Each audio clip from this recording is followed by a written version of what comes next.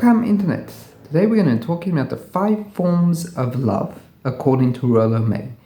Forms of love he defined in his book Love and Will. I also must admit that I took them off also Wikipedia, as there was one or two I wasn't sure about. So I looked it up on Wikipedia and I'll be linking the link in the description box. So why I wanted to talk about this is that fundamentally I found love to be one of the most interesting topics, as it is not necessarily that easy to understand, and especially because we tend to lump a lot of sins into love, but it's very, very different as you love a partner from you loving a friend, from loving a child. All of those loves are love, but they're very, very different from each and every one of them. And what I found very interesting is that May, in his book, tried to really get to the core crux of what is constitutive of love and what are the different shapes, forms, or types of love. You can use whatever the one you want, but the idea is that those subcategories are important for us in our reflection of the phenomena and our understanding of what is happening. So I'm going to first and foremost talk about the ones that have a more sexual aspect. There's both Eros and Libido. So let's start with Eros. Eros is indeed a sexual component to it, i.e. having sexual intercourse, but it's not just that. It's the fact of seeking a relationship, a deep, fundamental relationship, in which one would feel united enough to create progeny or children, as we would call it normally. That intense feeling in Eros for May is bounded by the fact that every human lives within what he calls a midwelt, meaning a set of relationships, and having that Eros is an important accomplishment as it gives a form of stability emotionally. And it's also a goal in life to get to that point. So for him it's a very distinct emotion from libido. For him, libido is a form of intense sexual desire. It's not necessarily about having children or about loving children or loving the idea of family. It's about the sexual relationship itself. For him, it's a part and component of every adult sexual relationship. Of course, he didn't talk about the asexuals, but in most relationships, it's a component in most romantic relationships.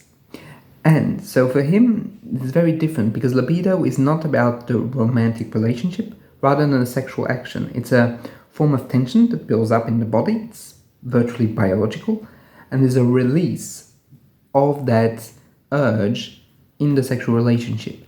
Meaning that for May, it's still a form of love, but it's first and foremost a biological urge for love and for sex. Because for May, sex and love should go together, as one sex is the expression of love.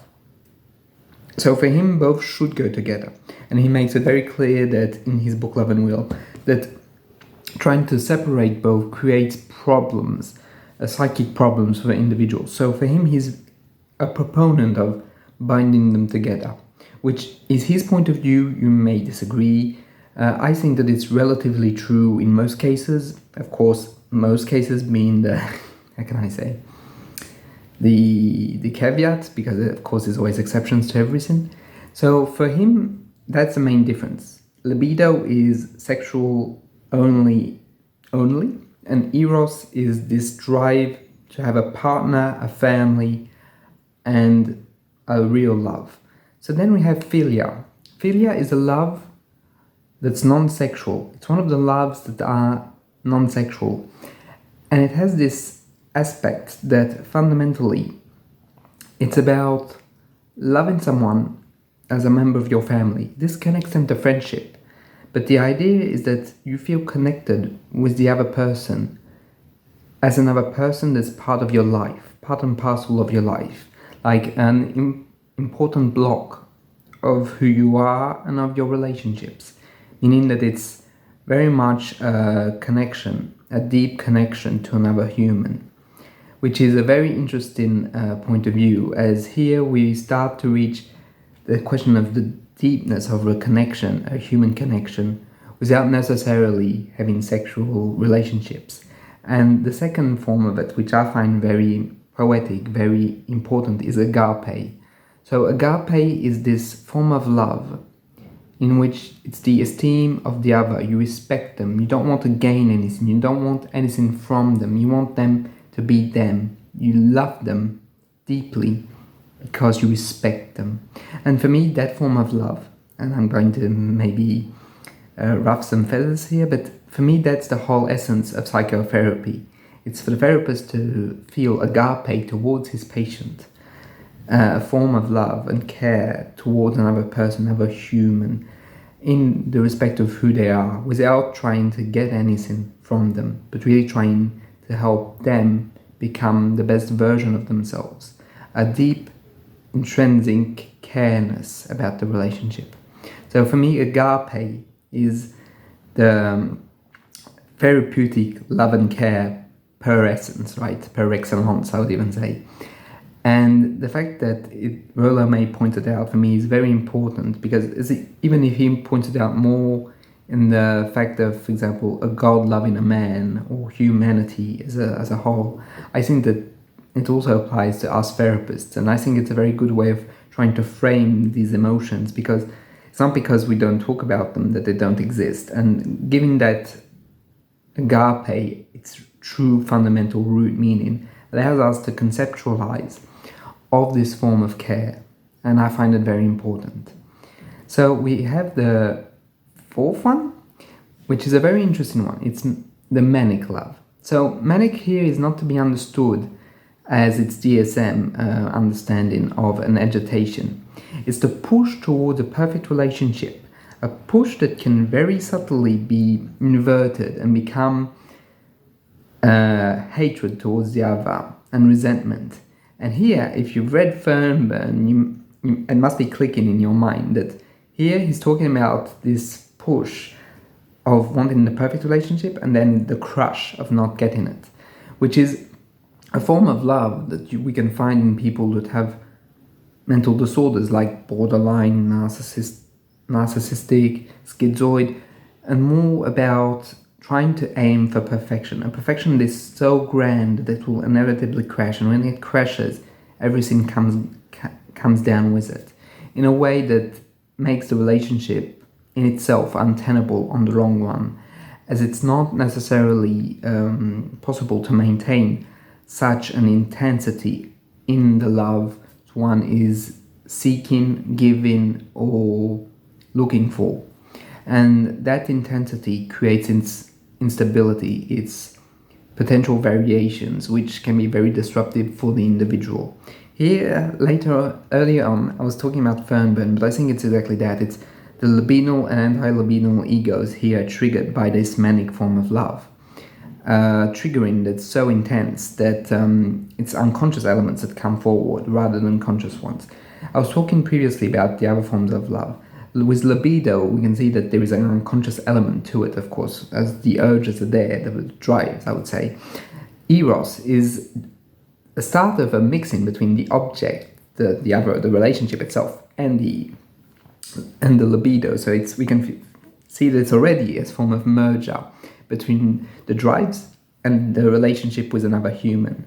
Philia is the relationship itself that is important, and agape, it's the relationship with a bit of transcendence, I would say, as it's more about, how can I say, an absolutist point of love, meaning that the other is considered as an ultimate third party, one which we do not gain nor we do not exploit, but we love for the sake of loving and for the sake of the relationship itself.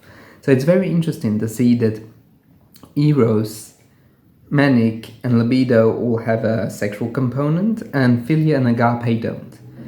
And that's very interesting. And as I said earlier, for me, these forms of love are very, very important, as it allows us to conceptualize our relationships in different ways and thinking about them differently.